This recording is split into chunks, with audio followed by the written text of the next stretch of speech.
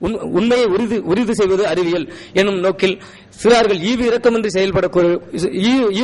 செயல்படக்கூடியவர்கள். அவர்கள் மனம் சோர்ந்து விடாதபடி காரணிகளையும் களங்களையும் உருவாக்க வேண்டும் என்பதே இன்றைய கல்வி நிலை.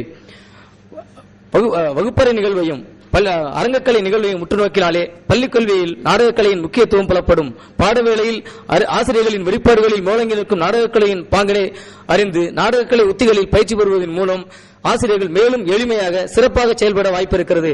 நாடகம் பற்றிய சில அடிப்படை விடயங்களை அறிவதன் மூலம் நாடகத்தை ஒரு வலிமை வாய்ந்த கருவியாக ஆசிரியர்கள் மாணாக்கரை வளர்த்தெடுக்க பயன்படுத்தலாம் என்று மௌனகுரு கலாநிதி மௌனகுரு அவர்களின் கூற்று இங்கு முக்கியமானது. எதிரொலிப்பு பற்றி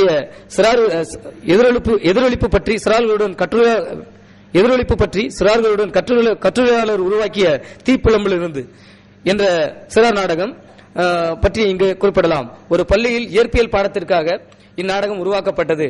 நாடக பிரதியாக பின்வரும் குட்டி கதை உருவானது. இதே சின்ன பசங்களை உருவாக்கினாங்க. புதர் வீடுகளில் சூழும் இருளுக்கு அஞ்சும் முயல்குட்டிகள் தங்கள் வீட்டுக்கு விளக்கு அமைக்க திட்டமிடுகின்றன. அதற்காக தென்னம்பாளைகளில் தூய நீரை கொண்டு வந்து அதில் நிலவை எதிரொலிக்க செய்கின்றனர். புதரில் பொன்னொளி பரவுகிறது. குட்டிகள் அச்சமின்றி உறங்குகின்றன. முயல் குட்டிகள் வீட்டுக்கு லைட் வைக்க போடுறாங்க. அதான் ரிஃப்ளெக்ஷன் பத்தி ஒரு கதை நினைக்கிறேன்.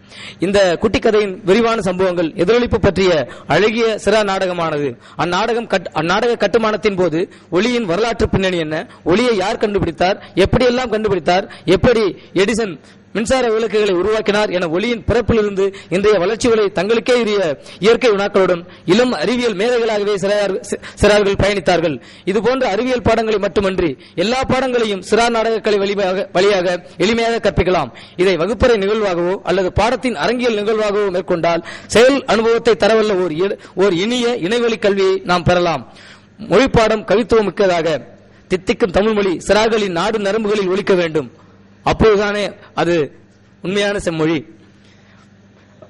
அறிவியல் பாடம் புது நிறைந்த தேடலாக, அறிவின் அரசி எனப்படும் கணிதம் அதன் சாத்தியக்கூறு முழுமையாக கொண்டதாக, சமூகவியல் காவிய குணம் ஒளிர்வதாக சிறார் நாடகம் வடிவம் பெற வேண்டும். அவ்வாறு நிகழ்வதால் சிறார்கள் எவ்வளவு மகிழ்ச்சியாக பாடங்களில் ஈடுபடுவார்கள் தெரியுமா? தாய்மொழியில் கல்வி திட்டம் வகுத்துள்ள பல வளர்ந்த நாடுகளில் குறிப்பாக பிரான்ஸ், ஜெர்மனி போன்ற நாடுகளில் அடிப்படை கல்வியில் சிறார் நாடகம் முக்கிய அங்கம் வகிக்கிறது. அந்நாட்டு பள்ளிக்கூடங்களில் சிறார் நாடகத்திற்கான தனித்துறைகள் இருக்கின்றன. பயிற்சி பெற்ற ஆசிரியர்களும் இருக்கின்றன. தமிழிலும் அவ்வாறு மாற்றங்கள் நிகழ்ந்தால்தான் கல்விச்சாலை ஒரு மகிழ்ச்சி பூங்காவாகும். மேலும் வளர்ந்த நாடுகளின் வெற்றிக்கு பின்னால் முனைவர் பட்டம் பெற்ற அறிஞர்களே சின்னஞ்சிறார்களின் ஆசிரியராக பணியாற்றுவதுதான் என்று தோன்றுகிறது. இந்தியா போன்ற நாடுகளில் முனைவர் பட்டம் பெற்ற அறிஞர்கள் கல்லூரி மற்றும் பல்கலைக்கூட பேராசிரியர்களாகவே விரும்புகின்றனர். இந்நிலையும் மாற வேண்டும். சிறந்த அறிஞர்கள் பள்ளி ஆசிரியர்களோடு இணைந்து பணியாற்றும் போதுதான் சிறார்களின் கல்வி சிறப்பாக அமைய முடியும். தொடக்க கல்வியில் நாடகியம் எனும் தலைப்பில் முனைவர் பட்டம் பெற்ற கட்டுரையாளர் போதிய ஊதியம் வழங்கினால் ஒரு அரசு ஆரம்ப பள்ளியில் பணியாற்றவும் தயாராக இருக்கிறார். எனவே கல்வி மேம்பாட்டுடன் இளஞ்சிறார்களின் மொழி வழமைக்குமான செயற்திறமாக விளங்கும் சிறார் நாடகக்கலை தமிழில் சீரிய முறையில் வளர்த்தெடுப்பது எதிர்காலத்தின் பணியாகும்.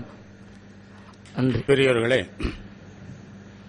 இந்த அவை பெரிய அவை என்று சொல்ல முடியாவிட்டாலும் கூட என்னால் நல்ல அவை என்று சொல்ல முடியும்.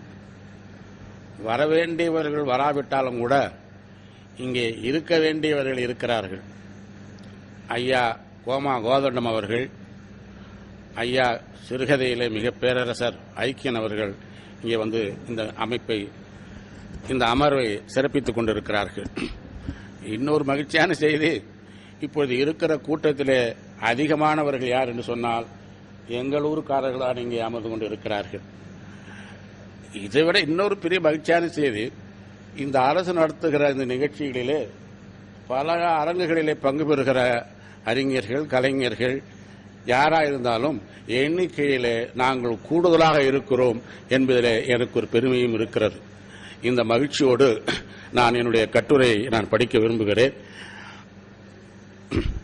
இங்கே நான் இன்று இந்த கட்டுரையை படிப்பதற்கே காரணம், வேலூரை சார்ந்த மகாலட்சுமி பதிப்பகம் என்ற பதிப்பகத்தை நடத்தக்கூடிய ஐயா திருஞான சம்பந்தம் அவர்களும், நான் மிக பெருமையாக வெண்பா வித்தகர் என்று பாராட்டி பேசுகிற தம்பி உசேன் அவர்களும், முதலமைச்சருக்கு 2 பாடிகார்டு இருக்கிற மாதிரி எனக்கு அவர்கள் இப்போது பாடிகார்டாக இருக்கிறார்கள். நான் முதலமைச்சராக இல்லை என்றாலும் கூட அவர்கள் எனக்கு பாடிகார்டாக இருக்கிறார்கள் என்பது உண்மை. இல்லாவிட்டால் நான் எந்த படியிலே எங்கே விழுவேன் என்று எனக்கே தெரியாது. இப்படி விழாமல் நான் இப்பொழுது நின்று கொண்டிருப்பதற்கு காரணம் அவர்கள்தான் என்ற நிலையிலே நான் அவர்களுக்கு நன்றி செலுத்த விரும்புகிறேன். தம்பி வடவனூரிலே இருந்து தம்பி பழனிசாமி, பாவலர் பழனிசாமி அவர்கள் இங்கே வருகின்றிருக்கிறார்கள். தம்பி சிவ இளங்கோ அவர்கள் இங்கே வருகின்றிருக்கிறார்கள். எங்கள் ஊரிலே ஒரு நல்ல இயக்க குடும்பத்தைச் சேர்ந்த ஒரு மகன் இங்கே வந்திருக்கிறார், குடும்பத்தோடு வந்திருக்கிறார் என்பதெல்லாம் பார்க்கிற பொழுது எனக்கு மிக மகிழ்ச்சியாக இருக்கிறது. அந்த மகிழ்ச்சியான நெஞ்சத்தோடு என் கட்டுரையை நான் படிக்க தொடங்குகிறேன். சங்ககாலம் என்பது என்னுடைய தலைப்பு சிறுவர் இலக்கிய சிந்தனைகள். இந்த கட்டுரையில் அவர்கள் கேட்டிருக்கிற பல கேள்விகளுக்கு எதிர்பாராமல் நான் இதில் விடை சொல்ல வேண்டிய நிலையில் இருக்கிறேன். சங்ககாலம் தமிழர்தம் வாழ்வியல் பொற்காலமாகும். வாழ்வியல் பதிவுகளே இலக்கியங்கள், கற்பனையே கிடையாது. நீங்க சங்க இலக்கியங்கள் படிச்சீங்கன்னா அப்ப என்ன நடந்ததோ அப்படிதான். எங்க போனா, எங்க மறைஞ்சான், எங்க மரத்திலிருந்து பழம் விழுந்தது, எந்த பொய்களை விழுந்தது, அதை எந்த இவன் தூங்காம இருந்து கேட்டுக்கிட்டு இருந்தான், எந்த தலைவி வந்தா, எந்த தலைவி போனா, எங்க கொக்கு குவிச்சு, எங்க காக்கா கத்திச்சு என்கிற மிக சின்ன சின்ன செய்திகளை கூட அப்படியே சொல்லியிருப்பதுதான் சங்க இலக்கியம். சங்க இலக்கியத்தினுடைய மிகச் சிறப்பே அதுதான். எனவே சங்க இலக்கியங்கள் எனும் நிமிர்வையும் பெற்றன. வெறும் வாழ்க்கை நிகழ்வுகளாக மறைந்திருக்க வேண்டியவை பதிவு செய்தமையாலேயே இலக்கியங்களாக மாறிவிட்டன. வாழ்க்கையை அக வாழ்க்கை, புற வாழ்க்கை என்றும் இன்றும் நிலைக்கு வண்ணம் இருவகையாக்குகிறது. தமிழ் இலக்கணமேயாகும். எழுத்து சொல் யாப்பும் என இலக்கணம் கண்ட ஆன்றோர்கள் வாழ்க்கைக்கும் இலக்கணம் படைத்திருப்பதுதான் உலகத்திலேயே மிகப்பெரிய புதுமை. எந்த மொழி இலக்கணத்திலேயும் மொழிக்கு இலக்கணம் இருக்கிறதே தவிர வாழ்க்கைக்கு இலக்கணம் இல்லை. வாழ்க்கைக்காகவே ஒரு இலக்கியம் படைத்த ஒரு மரபு நம்முடைய தமிழ் மரபு. இலக்கணம் படைத்து அதற்கு பொருள் என பொருத்தமான பெயரிட்டனர். ஆம், வாழ்க்கைக்கு இலக்கணம் படைத்த ஒரே இனம் தமிழ் இனம் மட்டுமே. வாழ்க்கைக்கான இலக்கணம் படைக்கப்பெற்றமைக்கு வாழ்வியல் இலக்கியங்களே அடிப்படையாக அமைந்தன.